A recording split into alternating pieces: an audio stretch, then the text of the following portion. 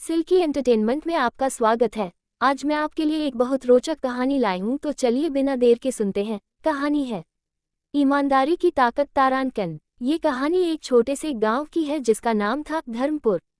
धर्मपुर अपने नाम के अनुरूप ही एक ऐसा गांव था जहाँ के लोग ईमानदार, परिश्रमी और सच्चाई के मार्ग पर चलने वाले थे। ये गांव अपने सुंदर प्राकृतिक वातावरण और शांत जीवन के लिए दूर दूर तक प्रसिद्ध था।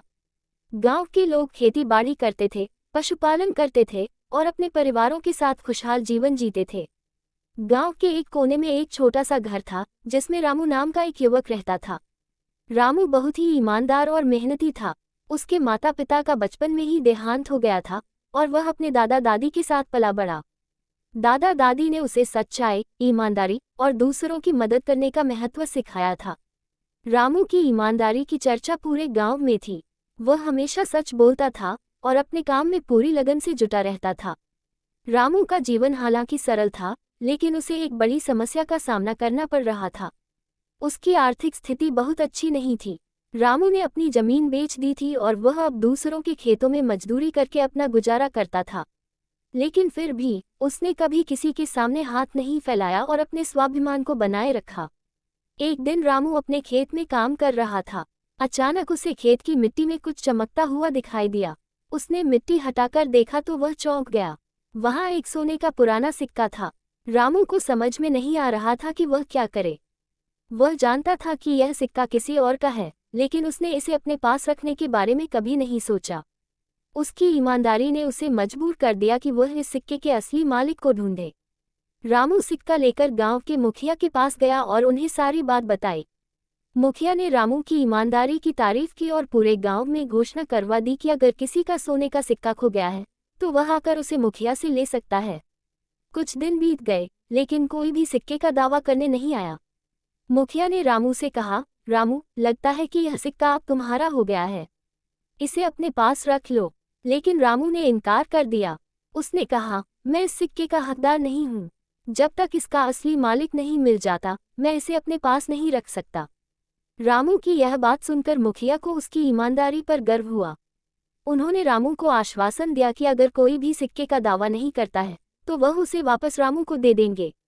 समय बीतता गया, लेकिन सिक्के का असली मालिक नहीं मिला। रामू का जीवन पहले की तरह ही चल रहा था। उसकी आर्थिक स्थिति दिन ब दिन खराब होती जा रही थी, लेकिन उसने कभी अपनी ईमानदारी का दामन नहीं छोड़ा। वह हमेशा सोचता था कि उसकी कठिनाइयों का समाधान एक दिन जरूर मिलेगा। इस बीच गांव में एक व्यापारी आया। उसका नाम था हरी। हरी एक धनी व्यापारी था, लेकिन उसका स्वभाव बहुत ही लालची और धोखेबाज था। वह हमेशा दूसरों की संपत्ति पर नजर रखता था और अपनी चालाकी से उन्हें ठगने की कोशिश करता था। हरी ने जब रामू की कहानी सुनी तो उसने सोचा कि क्यों न इस ईमानदार युवक को धोखा देकर वह सिक्का हासिल कर ले। हरी ने मुखिया से मिलकर कहा कि वह सिक्का उसका है और वह इसे खो चुका था। मुखिया ने रामू को बुलाकर कहा, रामू, अब इस सिक्के का असली मालिक मिल गया है। हरी कह रहा है कि यह सिक्का उसका है। रामू को विश्वास नहीं हुआ, लेकिन उसने मुखिया की बात का सम्मान करते हुए सिक्का हरी को दे दिया। लेकिन रामू के मन में शंका थी। उसने हरी से कहा, क्या आप इस सिक्के का सही विवरण दे सकते हैं? हरी थोड़ा घबरा गया, लेकिन उसने अपने धोखेबाज दिमाग का इस्तेमाल करते हुए सिक्के का विवरण बताया। मुखिया भी उसकी बातों से प्रभावित हो गए और सिक्का हरी को सौंप दिया। रामू दुखी था, लेकिन उसने फिर भी अपने ईमानदारी के सिद्धांतों को नहीं छोड़ा। कुछ महीने बीत गए। एक दिन गांव में एक साधु आया। वह गांव-गांव घूमकर ज्ञान बांटता था और लोगों को सच्चाई और ईमानदारी का महत्व समझाता था। जब वह धर्मपुर आया तो गांव के लोग उसे सुनने के लिए एकत्र हुए। साधु ने ईमानदारी और सच्चाई की महिमा का वर्णन किया और कहा कि जो लोग सच्चाई के मार्ग पर चलते हैं वे अंत में जरूर विजयी होते हैं। रामू भी उस भीड़ में खड़ा था। साधु की बातें सुनकर उसकी आंखों में आंसू आ गए। उसने सोचा कि उसकी ईमानदारी का क्या मूल्य है जब वह खुद इतनी कठिनाइयों से गुजर रहा है। साधु ने रामू को देखा और उसकी तरफ इशारा किया। साधु ने कहा, तुम्हारे चेहरे पर चिंता की रेखाएं हैं, लेकिन तुम्हारी आत्मा में सच्चाई है। क्या तुम अपनी परेशानी मुझे बता सकते हो? रामू ने साधु को अपनी पूरी कहानी सुनाई। साधु ने ध्यान से उसकी बात सुनी और मुस्कुराए। उन्होंने कहा, तुम्हारी ईमानदारी की परीक्षा अब खत्म हो चुकी है। याद रखो, सच्चाई कभी हारती नहीं।